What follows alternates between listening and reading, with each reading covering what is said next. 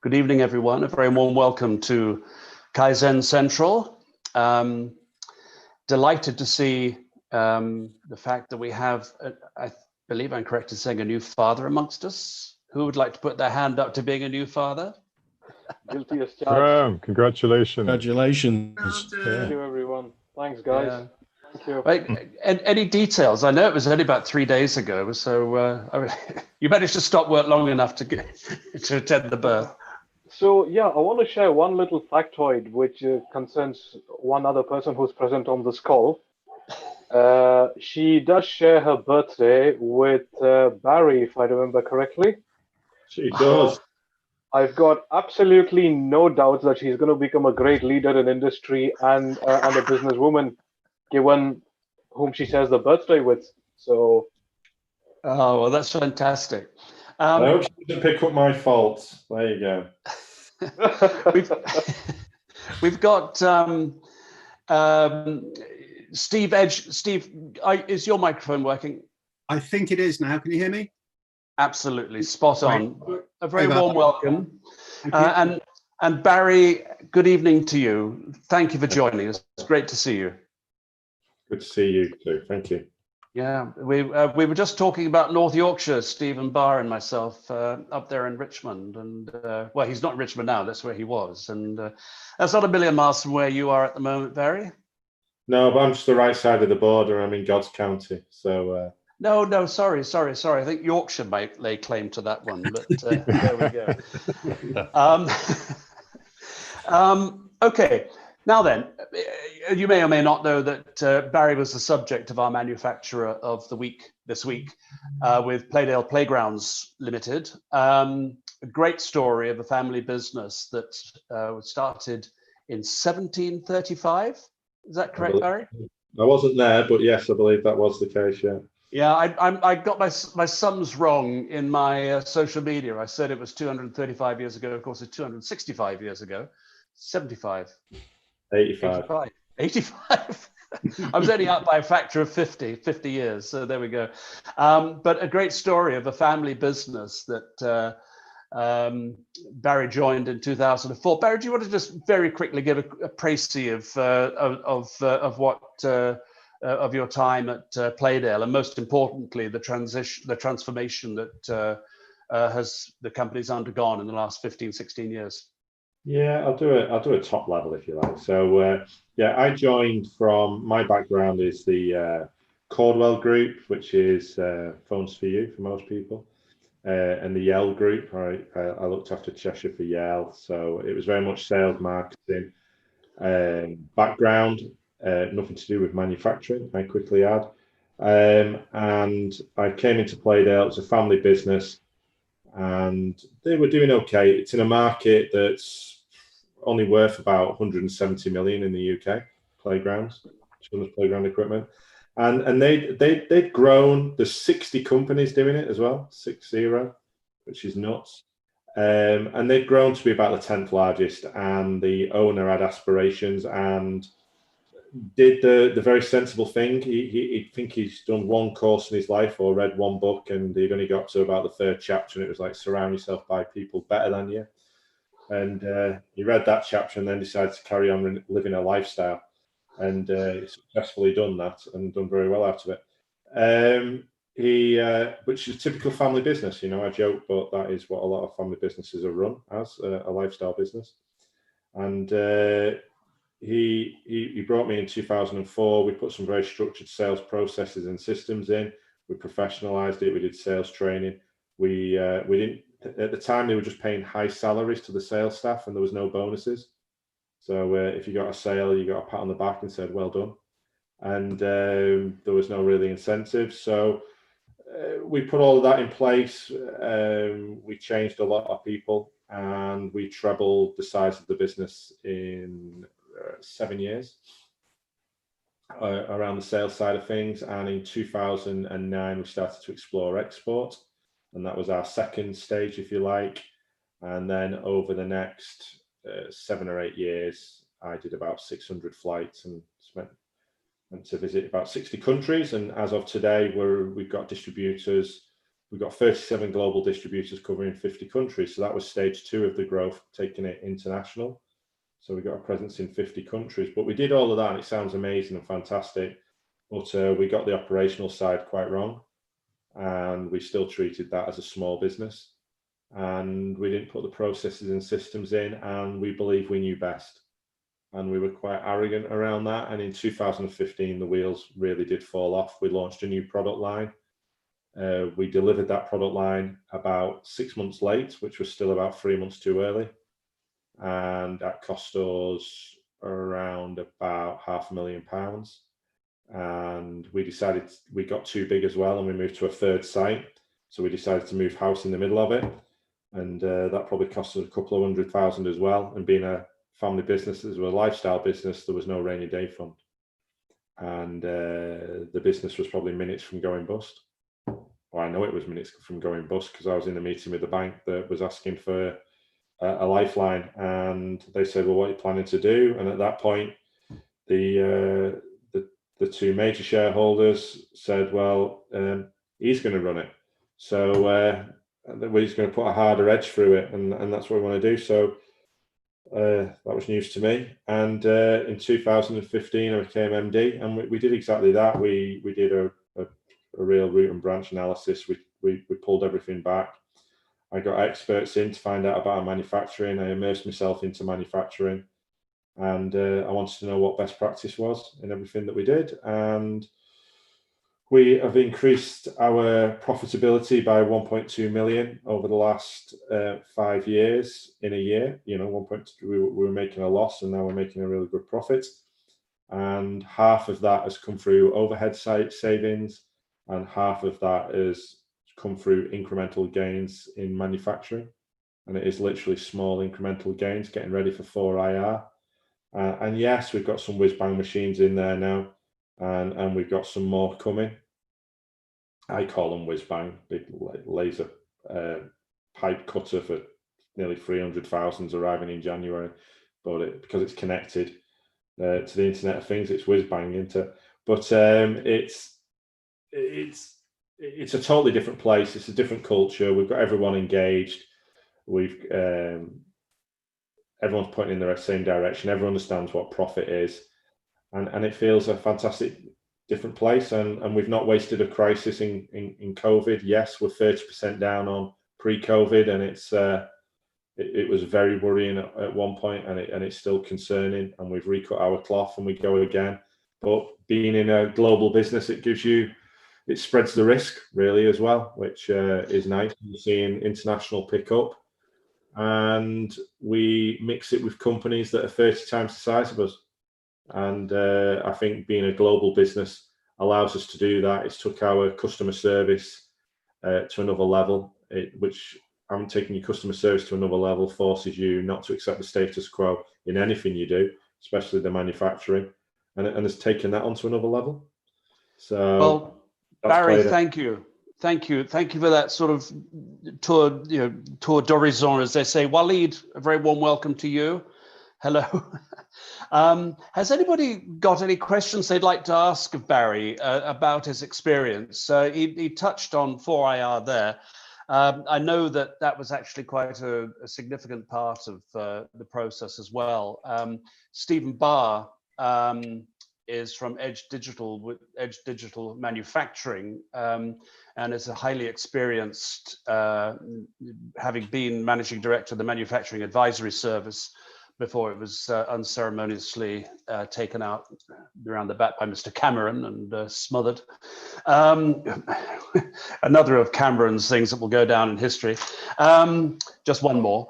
But Stephen is an expert on all things and advises companies on their digital journeys. And I find it very disconcerting that we have Stephen Barr from Edge Digital, and just below him on my screen, we have Steve Edge, who make life smarter. It sounds to me, can you just tell us very quickly what you do, Steve, just so that we know where you're from?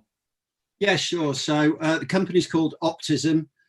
What we do is make life smarter by automating office processes effectively. So we've got, if you know the term robotic process automation, we do that, but in a fresh way, where we're effectively able to automate processes one by one as an outsourced service. So it's delivering process as a service to specifically to small and medium enterprises who otherwise wouldn't be able to afford the conventional way of putting in process automation, which requires a big investment up front and a relatively long-term payback. So our clients get a payback within 4-6 weeks with no upfront cost. So okay. But I just wonder if anybody's got any thoughts they want to put to Barry about his story, about his experience, and what to gain from it, because it sounds like a classic story of a great turnaround. I think you said to me, Barry, that the company may have felt comfortable, and if you're feeling comfortable, then you're going to get uncomfortable very quickly. Ram, please, you've got a question for Barry. Hi, Barry. Thank you for sharing your journey. I mean, I've heard it all earlier this year when we caught up anyway, but one of the questions that I've had now is, how did you manage? I mean, what was the first steps you took to kind of, get the initial traction going in a set of people where there's been an organizational inertia and people are well settled in their comfort zone? What was the first thing that you did to get them going, and how did you get around the initial resistance? I think I bought them all a pie. No, but just joking on that, I've got 14 different production cells and probably about 8 or 9 units within the business. I made sure in that first year I worked for at least a day in every area. So I had a set of overalls on in every production cell, and they gave me the shittiest jobs. And I made sure I spoke to all the guys and got to know people, and I wanted to, and as they did, excuse me, I wanted to give the shittiest jobs. I knew what was possible. I've been in a shop last, we invested about 50,000 in around about 2014, 15. Probably didn't need it because it sits idle a lot of the time. Big shop blasting booth, really, and you've got to get all the shot back at the end of the day. We have people in there for an hour at a time. They stuck me in there for 4 hours, and the bloody gun weighs a ton, but I didn't give up. There was no way. So, they knew I was real, and it broke down some barriers, and people started telling me what the problems were.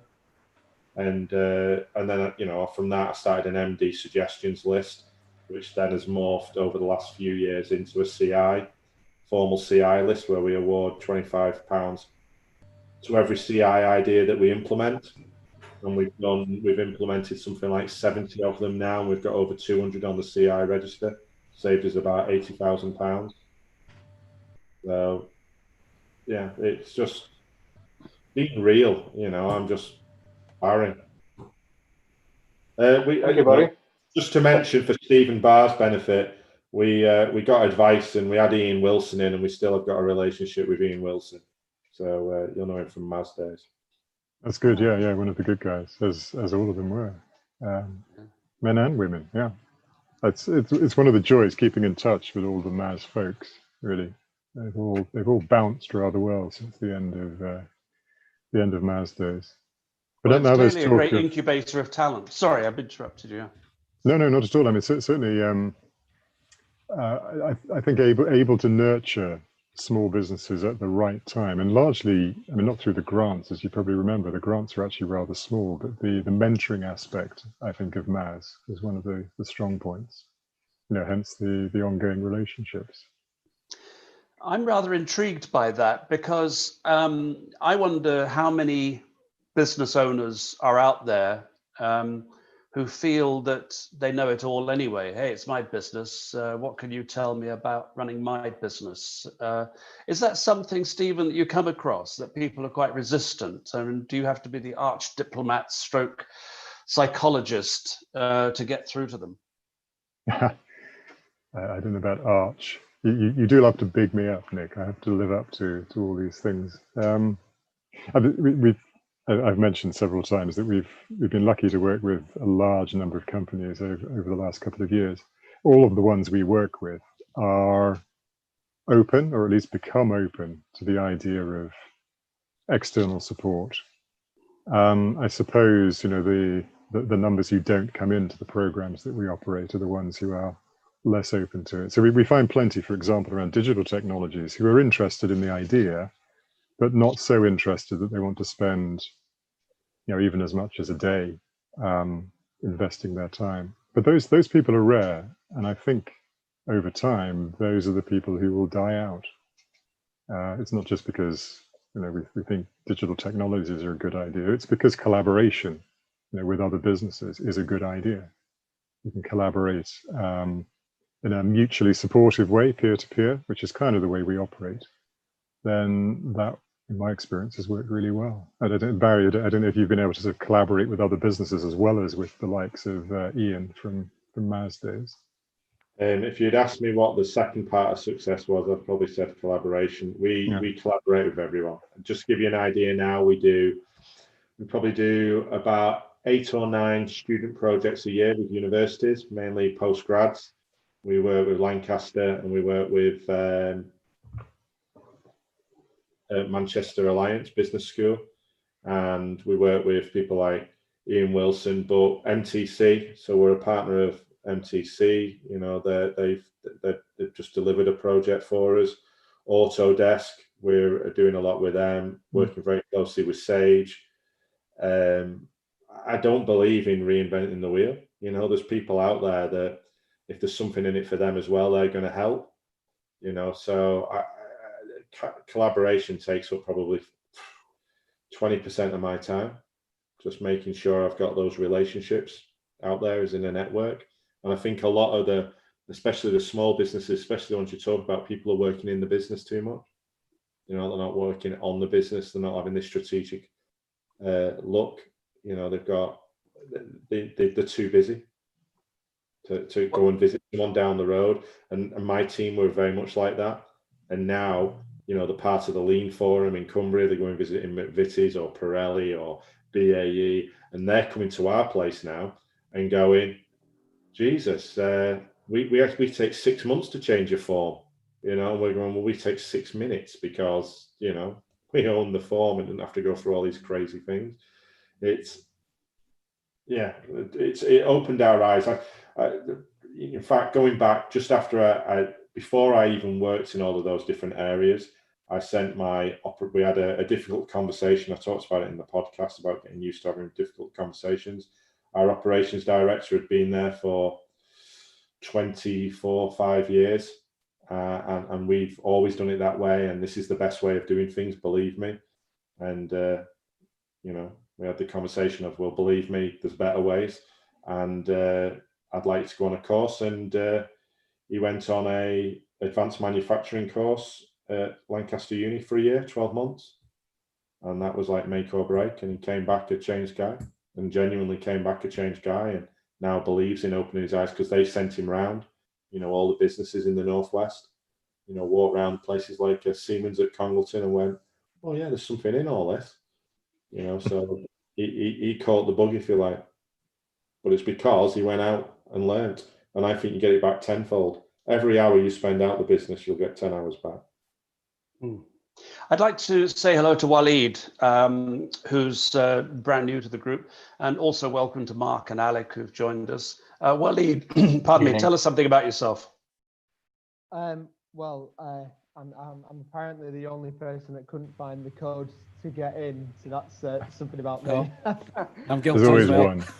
Oh gosh, embarrassingly, I'm now going to tell you I work in IT, but yeah, it's a pleasure to be here, Nick. Thanks for inviting me in, and to tell you a little bit about us. We're an independent technology advisor of ambitious manufacturers, usually SMEs, or, you know, bigger side of small and lower side of medium, sort of 20 to 60 million turnover. Typically privately owned businesses, never invested in IT much, but now a lack of digitization is starting to hold them back, and they're saying things like getting the data we need is a struggle, or we've got lots of data in the business but turning it into actual actionable management information is difficult. Our legacy systems aren't scalable. We've got frustratingly inefficient processes. So yeah, that's us. That's fluid. Well, I thought I was muted. I usually am when I start talking, but I'm not on this occasion. Right, please, floor's open. Please, people jump in. If you don't, I've got a question to put to the group. But if there's anybody got any thoughts, issues they want to raise, or questions they want to ask of Barry, please go ahead. Okay, Stephen. Yeah, I've just got a question about investment. You mentioned, Barry, you're very clear that when you came into the business, it didn't have a whole lot of money and it was almost back to the wall. But since then, it's very clear that you've invested an enormous amount with great effect. I was kind of wondering, as much as anything, how you funded that. I'm not curious about the detail of it, but were you able to fund it from cash flow, or did you get any government support for that?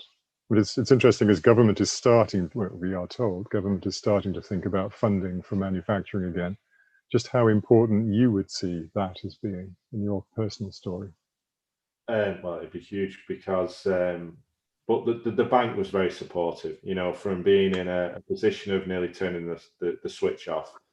They bought into what we were doing and gave us the headroom to allow us to do that. But and we've paid our debts down and we've never missed a payment, and our credit rating's 100 out of 100, and that matters. You know, we built up a lot of goodwill in the system, and if there's any advice, you know, make the bank a friend, and they now use us on a national scale. They just featured us in a national campaign, which is phenomenal. So they were supportive, so we could get it some of it out of cash flow, but we wouldn't have done a lot of it without grants. You know, I think we're the biggest user of Made Smarter. We've had 4 separate, quite large grants out of there. In fact, I believe we're talked about because they've now reduced the level that you can get since we went in there at big numbers.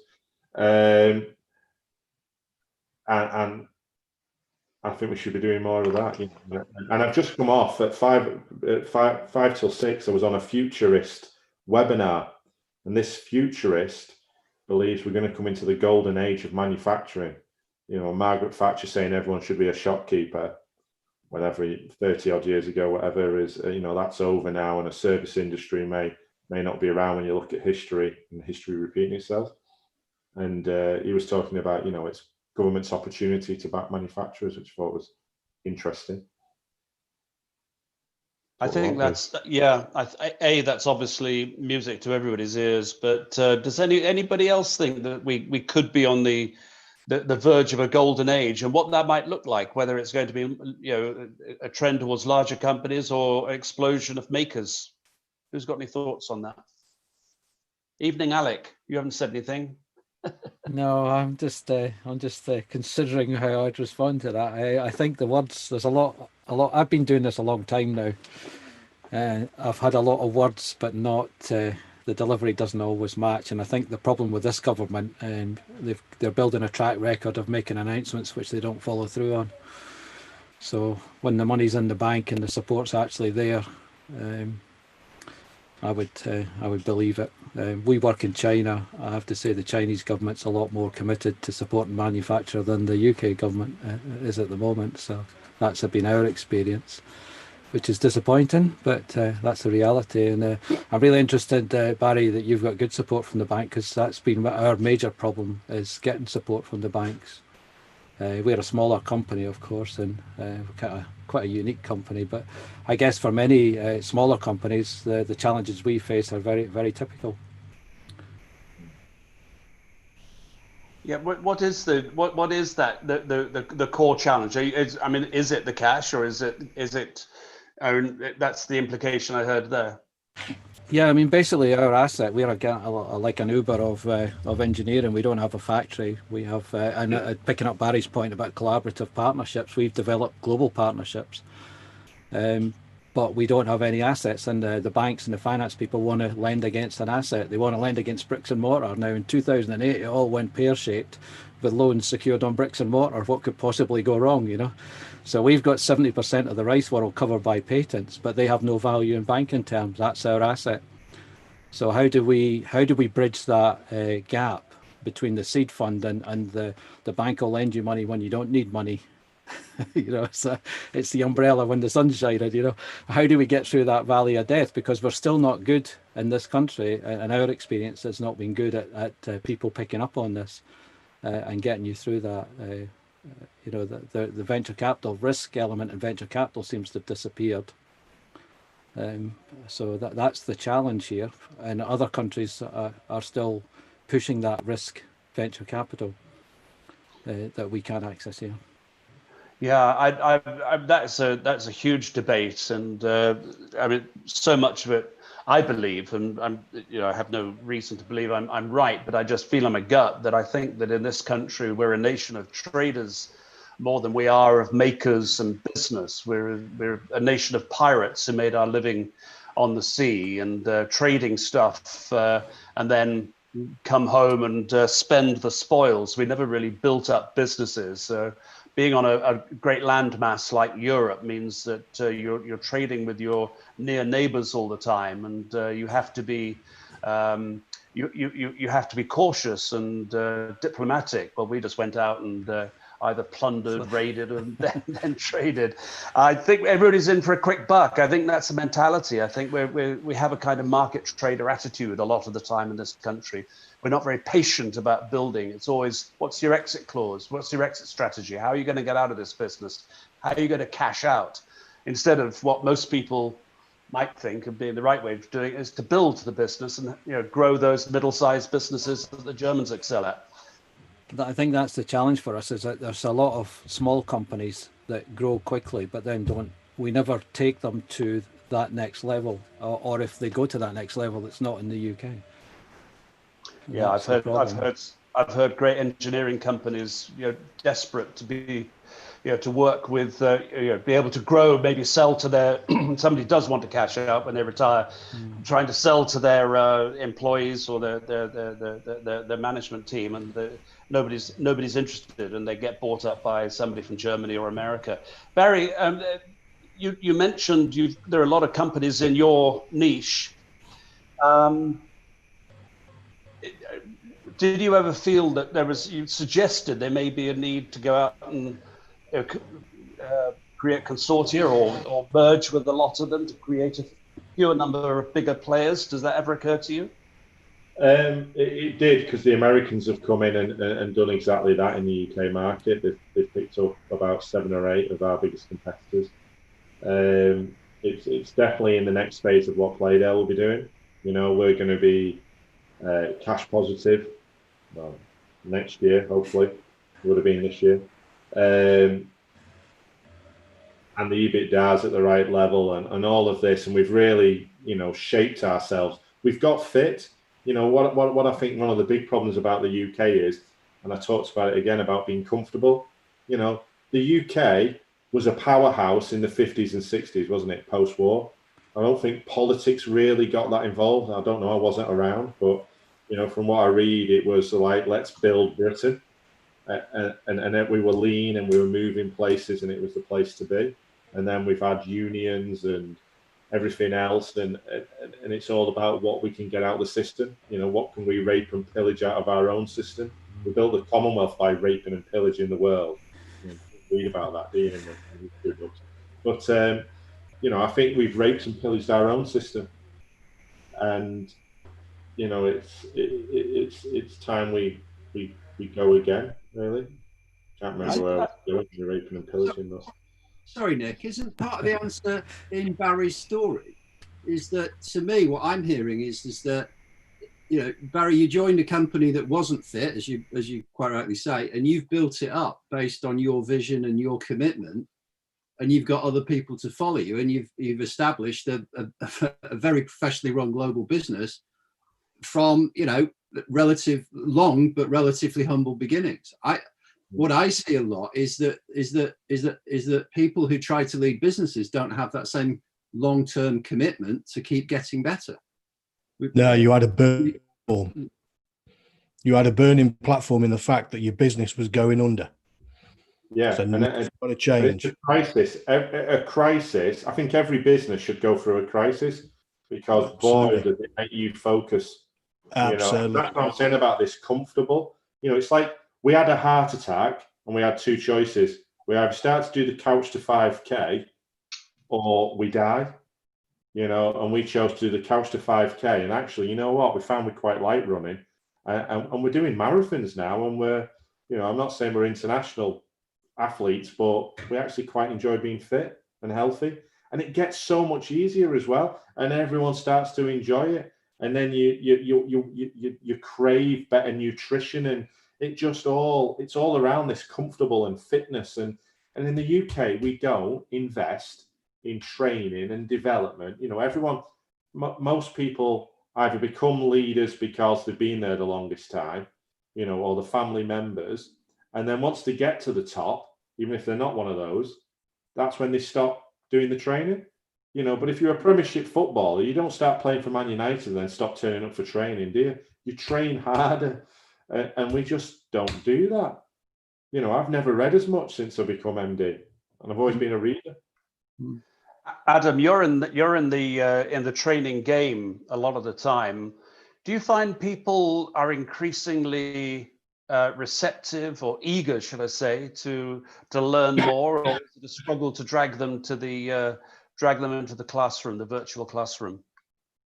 You get the full spectrum. There's no two ways about it. Some you have to try and drag, kicking and screaming. It's a way of addressing that through the change management and doing the things you do. As Barry was saying, is that we promote, because I was guilty of it as an exec. We put people in a position because they're a bloody good engineer, so we would make them engineering manager. Yeah, an engineering manager is a different skill set, completely different skill set. And therefore they go off the rails, and we end up losing a fantastic engineer because we've made them, and we have those accidental managers. So the training and development is absolutely key. And manufacturing, we've suffered from that. There's no two ways about it. As Barry was saying, there's a burning platform that he had to go through because he wanted to get through the other side. He's read his personal development, he's driven, he's gone past that, and now they're motoring, they're moving. From a lean perspective, I trained in lean early 90s, mid 90s. It's that we should be doing this as a matter of course. It's not something, it's not nice to have. We have to do it because we have to stay ahead, and that's something that we're not doing, in my opinion. Stephen. So we mentioned Germany as this sort of archetype of good practice, but I wonder, is that really the case? What are they doing that is so different from UK businesses regarding this sort of crisis to success thing that seems to be so important? Are others really so good at that? Can I interject there? I used to work for a company in Birmingham. We had I can't remember now, 50 odd companies throughout the world, all doing pretty much the same thing in their own little area. Was headquartered in Birmingham, and we always held up the German company as the exemplar of what we should all be doing. But the German company had a longer term view. It was run by engineers. They spent more money on maintenance and R&D than anybody else, and they made more money than anybody else. And yet we never managed to put it together what they were doing differently to what we were doing, because our basic business model was send out a manager for 2 years to a company, cut the costs, maximize the profit, move on to a bigger job. And there's the problem. When you leave, you've shown a profit, but you've left a pile of poo for somebody else to pay to put right. So you have that short-term boost, but that long-term pain. And it's just a repeating cycle, and nobody ever broke the cycle. And I could never figure out why. And I think that kind of typifies a lot of our management in this country. It's all short-termism. You need to take a bit of a longer view. Do we think, is if we look at how an entrepreneur starts up a business, they've got that fire, they've got that creativity, because creativity and the entrepreneurship is very, very close. As the business builds and as we get it better, order and chaos, we now need order. The entrepreneurs created chaos, we now need order. They both go in balance. So we now need systems, procedures and things like that. The entrepreneur then disappears, but the entrepreneur is needed in business for innovation and for driving and creativity, and we lose it. And that's some of the problem as well, I personally think. Ram. Yeah, so surprisingly, for the first time in a long time, I'm actually agreeing with every point of view, because there's so much cohesion in what's being said, which is a rarity these days. Now, Adam mentioned about, being on a burning platform. The point is, being on a burning platform isn't enough. What you need is somebody like Barry to tell people to take a dive. And that's what companies are lacking. That kind of strong leadership, the ability, more than the ability, the willingness to take these tough decisions to basically, uh, fight or flight, or, get in there and get it done kind of decision making is what we're lacking. And we way too conservative. Let's give it a few more months. Let's give it a few more weeks. Let's see what happens. Let's see what happens. It's like frogs in a pot of water which slowly starts boiling. That's what we're becoming for some reason. I don't know why. There was a company in Greater Manchester that folded a few months ago, which was a pressure vessel manufacturing company. They were losing £1 million a day apparently, and they were like, "No, we'll see what happens. We'll see what happens." Yeah, we can see what happens. Open your eyes, but gone. And their managing director is on LinkedIn looking for jobs, I think. Yeah. Well, the thing is what you said there. We're conservative. What's conservative? It is process, order, and keeping it stable. And we need that creativity, that drive. And leaders like Barry are doing that jump off. Yeah, it's a cultural thing, isn't it? Though that I think, like I say, came from being comfortable. We're also arrogant, aren't we? As a nation, we talk about. We talk about Great Britain, and I'm part of the great campaign, and I don't mind saying it. I say it to them when I'm there. We've got to put the great back in Britain. We haven't got a navy anymore. We don't have an army that can march into countries. And we think, great British engineering is the best in the world. Well, I can tell you, I've been in 60 countries. Korea's got 5 HS2s. They flooded our universities, the Far East, for the last 20, 30 years, our best universities. And guess what? The second generation out there now, and they're applying what we've taught them. And they don't have to replace the infrastructure that we've already got in place. They can go straight to 2030 and do it. Yet we call them developing worlds. I'm like, get on a plane and go and see what a developing nation looks like. So I think it'll blow you away, actually. We think we're going to win the World Cup every 4 years, don't we? Not all of us, only the English. Yeah, well, we'll have sent you for that, Alec. But it's arrogance that we're the best. And until you realise, actually, we're not, that then fires fear into your belly, which then that fear fires energy, and you actually start doing something about it. But we're indoctrinated that we're the best. We're about to say to the EU, aren't we? Oh, well, sod it, it's our game, and you can go if you want, and we'll do a trade war with you. Oh, yeah, that's really bright, that is, isn't it? Have a trade war with your biggest trading partner. It's interesting. I tell you what I'm finding interesting is I've been on 2 other networking events today, and we've been discussing it. We've got into discussion around colonial, well, very bad and everything like that, but working with those countries and that side, and the belief that UK is arrogant.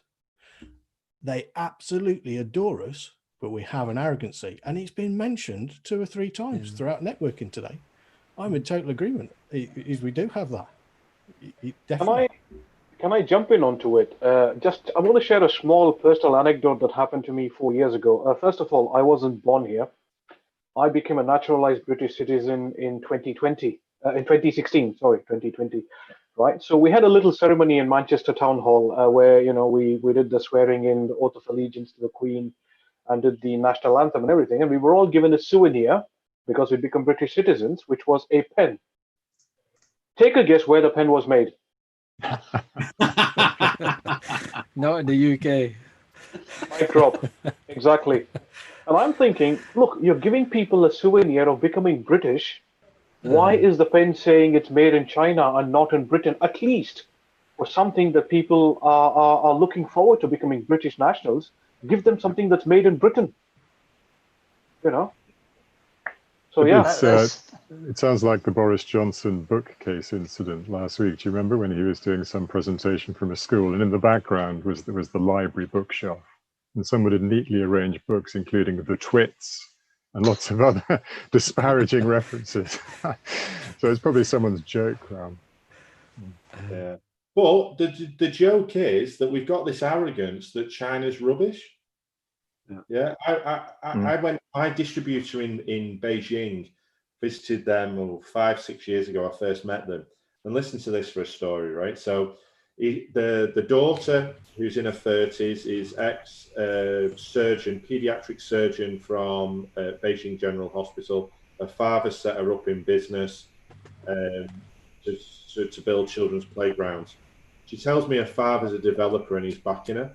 So we go through our new, normal, very process-driven process, saying, well, when we come out, we'll have to see that you're credit worthy, and we could do with a set of accounts.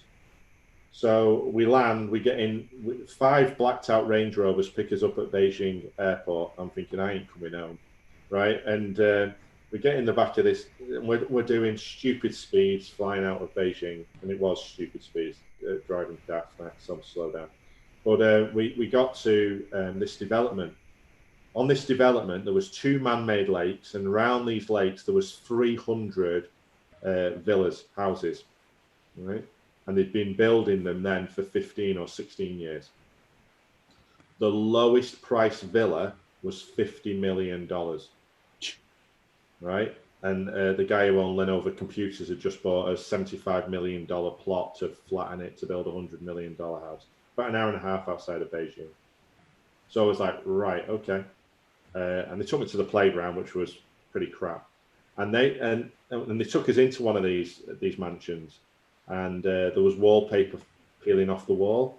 And she says, you know what we've realized in China? You can't copy, you can't imitate quality. And the new generation, my generation, and she was in her 30s, we want to produce the best, and then I think she held up an iPhone and she says, the iPhone's made in China. And this is great quality, isn't it? And we want to be able to do that, and we want your products here. And because I'd wrote about being worried about being copied, and she says, maybe one day people will copy it, but we won't. This is who we are. And then for a financial worthiness, just to prove it and how they went the extra mile, I'm sat in probably the nicest restaurant in Beijing that evening, and a Canadian lady walks in and comes and sits next to me, and we introduce. And she goes, "Oh, I'm their wealth manager. They've just flown me in from San Francisco to meet you." And I'm like, a set of accounts would have done, but they did it properly. They wanted to show us who they were. And we go, "Oh, China, it must have been a crap pen." Well, is your iPhone crap for all that? And again, it's this British arrogance that we're just like, well, everything in China's rubbish. Well, yeah, but you get what you pay for, and yeah, you can get really cheap stuff in volume, but you can get some really bloody good stuff. I take Ram's point. I think it would have been nice, all the same, to have had a British product as the present. I mean, it was, but even so, that's a great story, Barry. That's absolutely superb. Listen, we've got 15 minutes left. And unless somebody's got something they want to add around that, Angela, I haven't heard from you this evening. Has this been something that's provoked any thoughts in you? Yeah, I think it's been really interesting actually listening to Barry and to the other guys. Few thoughts really. Talking about arrogance. I think one of the big issues that we've had within manufacturing as well is the attitude of workers. Anybody my age will remember the Rover days and the British Leyland days, when people were sleeping when they're supposed to be working. And I think a lot of the problems that we have in this country is sloppy manufacturing, not because of the manufacturer, but because of the employees' attitudes. And I think probably one of the reasons Barry was able to be so successful in moving the business forward is because he engaged with the employees. And when you've got employee engagement and they want to see the company do well and they want to go on the ride with you, that's when you're going to get those successes that you're looking for. But a lot of manufacturers, they don't have that employee engagement. And I think that's what's sadly lacking, I really do. And I also think one of the big issues in this country is that manufacturing is looked on, to work in a factory is looked on as being one of the lower jobs. And yet it's not. And I think we need to show to people manufacturing. It's great. I've said it before, you know, years ago, one of the jobs I did before I had the kids, I worked at Lucas's building circuit boards. It was a great job. We got paid good money. It was clean work. Really enjoyed it. My future son-in-law, he works in a sausage factory in Birmingham. And the only people that the guy who owns the factory can employ are people who are, well, they're not, yeah, I won't try and describe them, but, you know, they're pretty undesirable, but they get paid really good money, but he can't attract anybody else to come and work in that factory. The pay is really good, the hours are good, but he finds it really difficult to attract the right people. So I think there's issues from what I can say. 13% was the figure Make UK said today. 13% average pay in manufacturing, higher than the rest of the economy. This is a big noise we should be making about this. Mark, good evening. You've been watching, cogitating. What are your thoughts on all of this? A lot of common sense. I think my reservations are if we think the government can do anything for us, then there's some real optimism in the room. We talked about cheap and nasty China, recapping last week's conversation about robots and automation. China per head of employment already spends more than we do on automation and robotics. So they're vastly improving their competitiveness. So they're willing to outspend us, outinvest us, and they will outpace us unless we start doing something in this country about manufacturing. Waleed, you're nodding in agreement there. What do you find with your clients? Do you find it an uphill struggle sometimes? Well, I think what Barry said, I've made a couple of notes, and I think what Barry said about crisis or pain being an instigator of change is absolutely true. When we speak to our clients, it's at the point where they're so frustrated by the inefficiencies their IT is causing that they finally reached out to do something about it. So a couple of things on that. I think another thing Barry said was that for every 1 hour you spend out of the business, you get 10 hours back. And there could be a golden age in manufacturing if manufacturers realised that there were pains that could be solved, but they would only realise that if they got out the factory and saw IoT technologies, automation technologies, data analytics. There's so many opportunities for the SME manufacturer to improve without even investing lots of money. But they're never going to realise they're in pain if they don't know what's out there. So it's helping them understand the opportunities for improvement, and some of them can be really disruptive. I'll bring Steve in a second. I just want to make one point, which is that I think a lot of manufacturers, and I think this is human nature, I'm not saying it's about manufacturers generally, but I think that as these kinds of events, and Adam was saying he's been on several events already just today, demonstrate that just by sharing knowledge and sharing success opens eyes. And I just wish there was more of it. And you know, you find that the best manufacturers are the ones who are constantly in touch with other manufacturers in their area through their LEPs, whatever, just constantly learning. Steve, what's your thoughts on this? I was just going to echo the point. I disagree that it has to be a crisis, or it shouldn't have to be a crisis. It often is, but it really shouldn't. What would be lovely to see is that people are interested in what the art of the possible is. I think Barry related to that when he sent his operations director on a course, and that transformed him. You know, there are, as Waleed said, there are loads of things that small SMEs can do that don't cost a great deal of money, that would transform their productivity. But certainly my sense is that senior executives in those companies aren't inquisitive. They're not looking around to see how they can improve. As Barry said, they're very comfortable and they think they do everything well. And that's not just manufacturing, that's across every sector. Yeah, look what Barry did though. Barry went to the shop floor where the work is actually done and seen what was happening. So he could make that awareness, he could make that judgment call, understand, listen to the people. How often do we get leaders go and spend half an hour, go and spend the lunchtime and sitting and saying, how are we coming across? How are we doing? Well, how do you think we're doing? Is there anything that we can do differently? We don't do it. That's the thing. That's the difference. That's the thing with it. Get down. The other associated point is having a vision. It's not, it isn't just about going and working on the shop floor. It's having a vision of what the future looks like. And that vision, in Barry's case, as he says, is informed by his inquisitiveness. He's learning about this. They learned about manufacturing, 5 years ago. Because how many of the businesses out there are run by the finance person? Yeah, exactly. Yeah, absolutely. Oh, there's a problem. Yeah. I have to say, I'm at risk of getting on another of my hobby horses, but I think it's related. It's a problem, but there's a certain issue.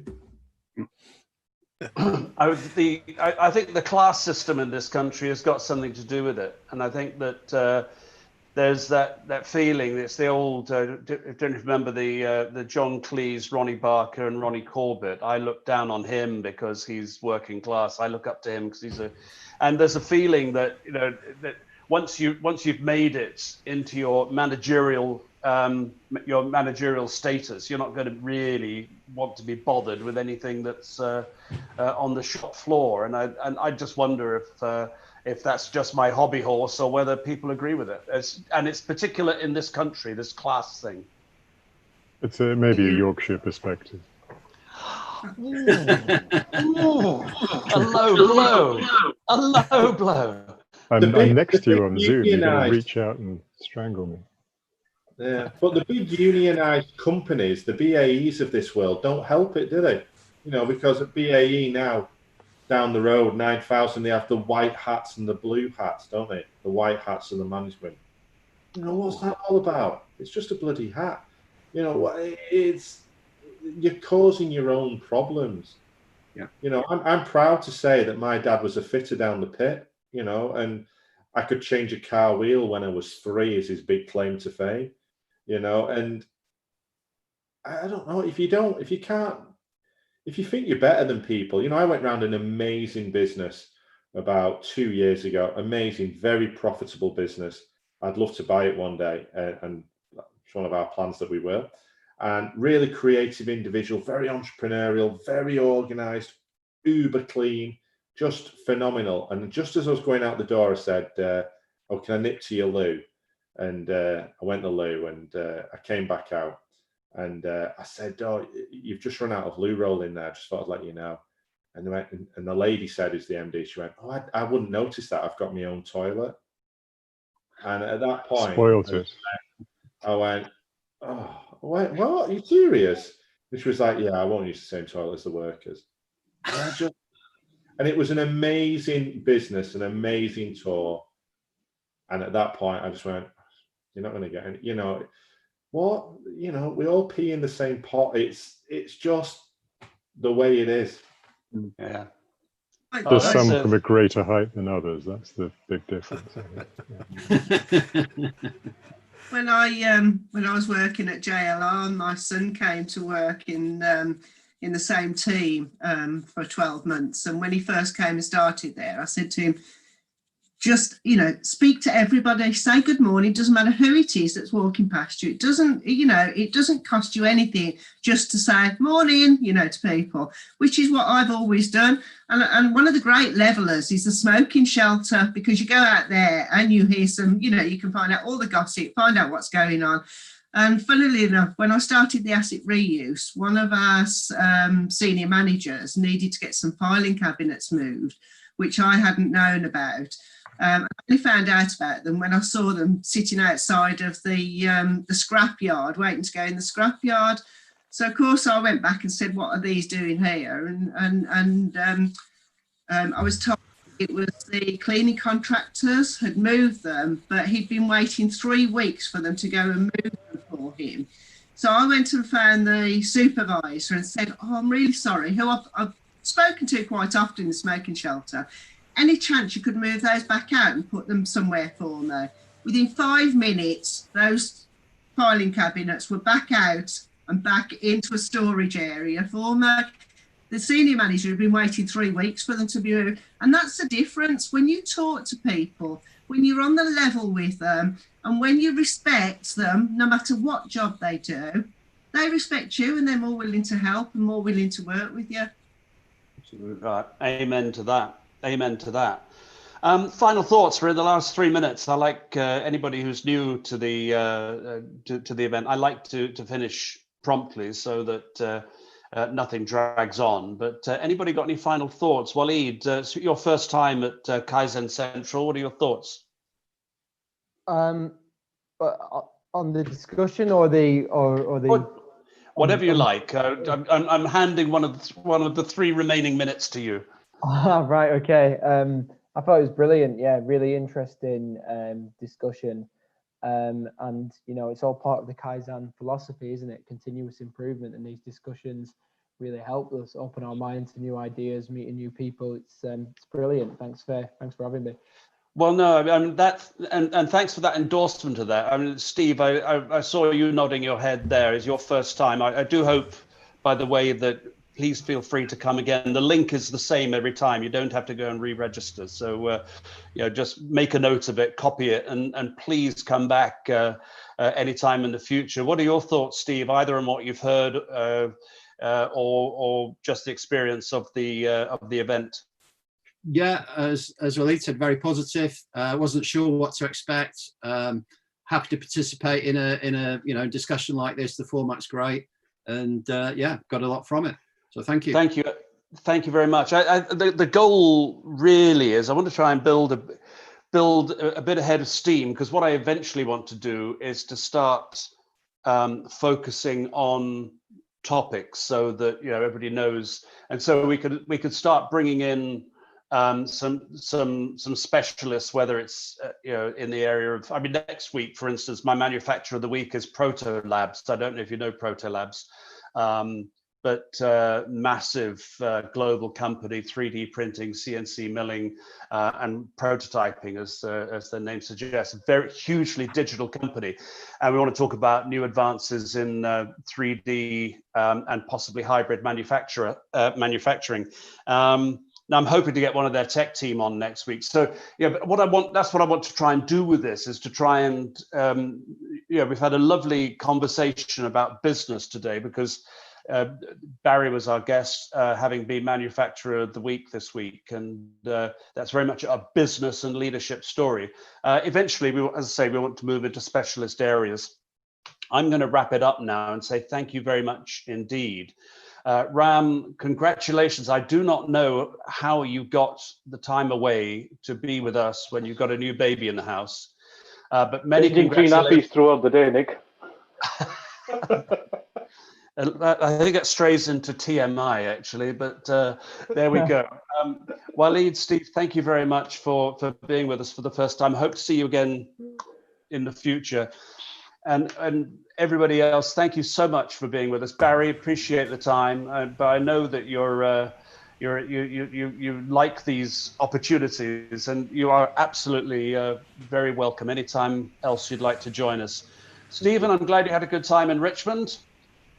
Now you're back in, you don't live in Richmond, London, do you? Not far from there. A few meters away. We try to visit all of the Richmonds on a strict cycle every year. Yeah. Well, thank you for being with us. Adam. It's been a pleasure. Angela, Mark, Ram, everybody, thank you so much. And have a great evening, have a great week, and hopefully see you this time next week. Take care. Great weekend, everyone. See you. Bye-bye. Cheers now.